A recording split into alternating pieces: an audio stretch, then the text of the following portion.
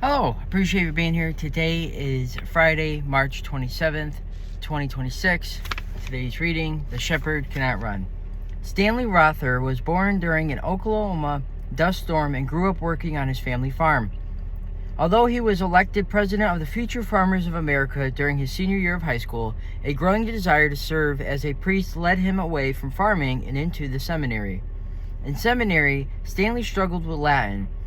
He was released from seminary, but remained confident God was calling him to the priesthood.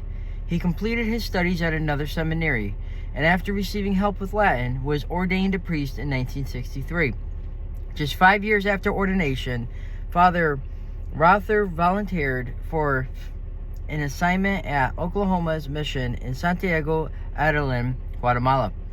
Although he struggled with Latin, he not only learned Spanish, but mastered the difficult Sazujil dialect. During his time in Guatemala, civil war raged all around the country. The Catholic Church was perceived as a threat due to its mission to educate and teach the faith.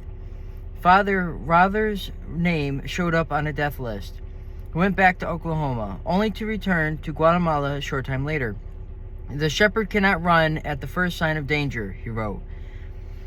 3 men crept into Father Rother's rectory at night and killed him July 28, 1981. He was 46 years old. No one was ever held accountable for Father Rother's death. He is the first U.S.-born priest to be named a martyr.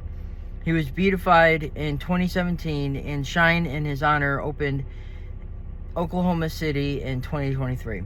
Blessed Stanley Rother was born on this day in 1935. Also, Bishop Ken Utner, who began Little Books, this book you see right here, died on this day in 2004. Mark chapter 15, lines 33 to 36. At noon, darkness came over the whole land until 3 in the afternoon, and at 3 o'clock, Jesus cried out in a loud voice, "Eloi, Eloi, lema sabachthani," which is translated, my God, why have you forsaken me?" Some of the bystanders who heard it said, "Look, he is calling Elijah." One of them ran, soaked a sponge with wine, put it on a reed, and gave it to him to drink, saying, "Wait, let us see if Elijah comes to take him down." The entire scene is wrapped in an eerie darkness. The bystanders are not sympathetic. The offer of wine is not a friendly gesture, more mockery than anything. The death is not a pretty sight. Jesus screams, the literal meaning of the Greek word, a desperate prayer. These are his last words in Mark's Passion. Never has he felt so alone. Jesus is questioning the existence of God. He is God. Jesus learned well from the Psalms not to hide his feelings when he prays. We can all take a cue from that. There are times when the best way to pray is to tell God how we honestly feel, pour our heart out. God can take it. Spend some quiet time with the Lord. I appreciate you for being here, and I look forward to sharing tomorrow's reading with you.